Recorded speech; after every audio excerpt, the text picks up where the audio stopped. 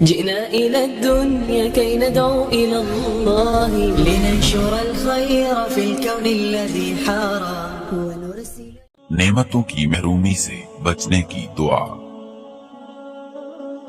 خوشحالی کے بعد فقر و فاقہ، نعمتوں کے بعد محرومی اور آسائشوں کے بعد تنگ حالی کا دور بڑا تلخ اور کٹھن ہوتا ہے۔ ایسے حالات سے ہر دم اللہ کی پناہ مانگیے اور اللہ کی رحمت کا سوال کیجیے۔ اللہم انی اعوذ بک من الفقر والقلۃ والذلۃ واعوذ بک من ان اظلم او اظلم۔